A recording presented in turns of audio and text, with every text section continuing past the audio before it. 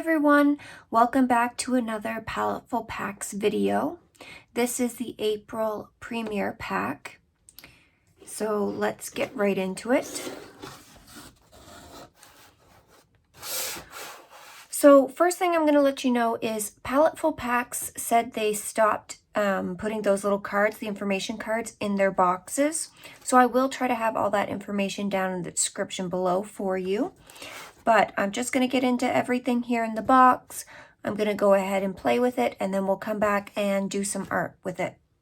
So the first thing I see are these STABILO pens, and it says there's 20 here, and they're the Pen 68. Premium fibre-tip pens in brilliant colors. And I believe these are water soluble. Yes, they're water-based ink. So they're available in 46 colors. They have a 1 millimeter thick tip. So let's just open one up here and see what it looks like. Okay, so it comes sort of like in a pointed tip form. So that's kind of cool. I like that we get a lot of different colors in this set. So that's kind of cool. You get a couple options. The next thing I see here is this Uniball Signo Broad gel pen, and it's in gold, I'm assuming.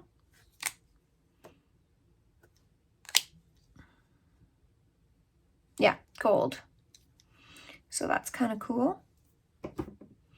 And finally, we have another Paletteful Packs sticker. I love their stickers, but unfortunately, I didn't get last month, so boo for that, but yay for this one. And then I see we have a Copic sketch marker, and this is 110 in special black. So again, you have the chisel tip on one side, brush tip on the other side. I actually don't have the special black Copic. I do have the regular black one, so I'll be interested. Maybe I'll do like a little bit comparison between them after, swatch them out and see the difference. And then we have this Princeton Select Angular Shader. It's a 3/8 inch, and it is angled as suggested. So that's kind of cool. So that's probably for these because they are water soluble. And then for our paper, I'm seeing more Bristol. Oops, let's not drop things. We'll get that out of the way.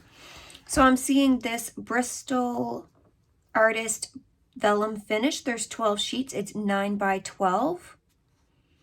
And this is from Monterey Park, California. Seth Cole. So that's kind of cool. And let's just see. Oh, right off the bat, this is a little bit more of a textured Bristol paper. So I'm used to Bristol Smooth from Strathmore. And this definitely has a little bit more like tooth to it. So that's kind of interesting. So what I'm going to do is I'm going to do some swatches on this. I'll come back and show you the results of that, and then I'll get right into an artwork and you'll see how these items perform. I'm not sure what kind of artwork I'm going to do with these. I'm going to have to go check out the prompts. I will either put them up on the screen here or down in the description below, and I'll maybe pick a couple of them to put together, or maybe just one depending what the prompts are. And we'll do that. Okay, so this is what our swatches look like on this paper. So this is the Bristol Vellum paper by Seth Cole. And I've got the two Copic markers up here. So this is the one that I had, the 100 black. This is the one that came in the box, the 110 special black. And to be completely honest, I don't really see much of a difference. I'm going to try to hold this up here. Maybe let me know down in the comments below if you see a difference. Maybe this is like slightly darker, like I might say maybe a 1%. There might be a little bit more of a blue tone in there, but other than that, to be honest, I don't really see a difference. The Uniball Signo gel pen, this went on the paper very nicely. I could get a nice flat color if I was going like that. It does lines very well and little dots very well. Now the STABILO pens, I was a little disappointed with on this paper. But again, this isn't paper meant for water-based media either. So where I feel like these were one of the main products in the box, I kind of wish they would have given us different paper. And that's why I went ahead and did some swatches on some different paper too, just to test. So just to let you know what I did these swatches here and I did these ones here. And while these ones were wet, I blended it out and I let these ones dry and blend it out. And to be completely honest, between these two columns here, there wasn't too much of a difference between it being wet versus blending out when it was dry. And then for these sections here where it's just the color, what I did was I have a little watercolor palette, but I didn't want to risk it staining it. I didn't know if it would come off completely. So I flipped it over on the back and I still have a porcelain bottom here. So it's like a waterproof porcelain bottom. And I put all the swatches there and then I took my water brush and used those and I swatched it out like that.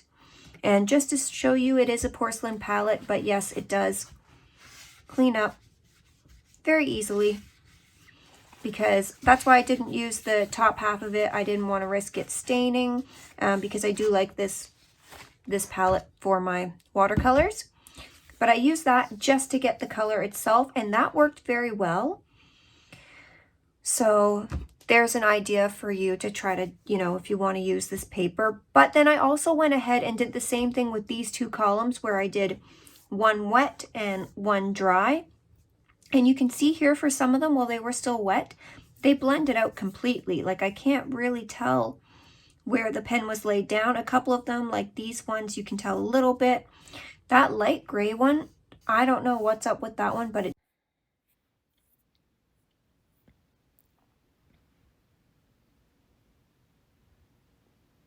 So right away, using these markers, I knew I wouldn't like the effect I would get by trying to blend them out with water.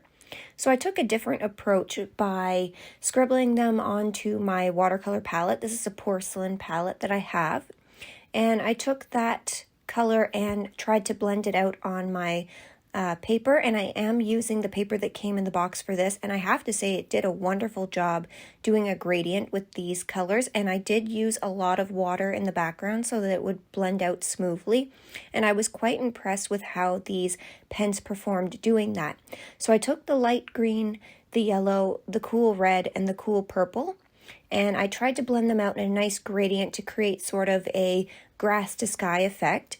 Looking back now, I realize that the green and the yellow looks fairly similar, so I would have picked maybe the darker green in hindsight, but I really like how they blended out for that. And then I decided for the prompt I was going to do spring flowers, and I wanted sort of a sketchy illustrative look for this because I knew I wasn't going to get anything too detailed out of this. So I decided to just go in and draw some flowers, which is not my specialty. I'm not really, you know, a sketchy flower drawer, but I thought this would be really nice using these markers. And I did make some mistakes along the way, of course, but I kind of like how the end result ended up being. So I wanted there to be lots of color, so I tried to take some different greens, some different pinks, reds, purples and blues in there. Something that would look nice with the background, but stand out on top as well.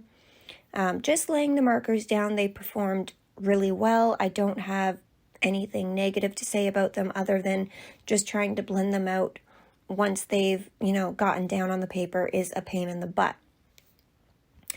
But I feel like that's how these markers were designed to do.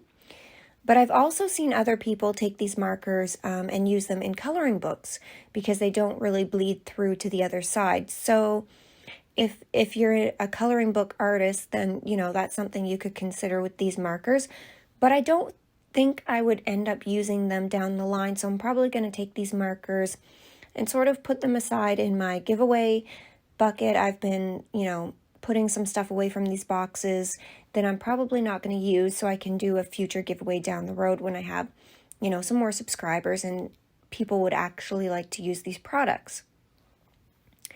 So I don't really have too much to say about this artwork, so I'm just gonna, you know, put some music in here and let you guys just watch the process. There's honestly not too much. I mean, I was trying to look at some reference photos while I was doing the flowers, and then I sort of just ended up doing my own thing. So yeah, I hope you guys really enjoyed this. I still enjoy getting the Paletteful boxes, so I'm probably still going to continue getting them. But thank you guys so much for watching this, and as always, I will see you in the next video.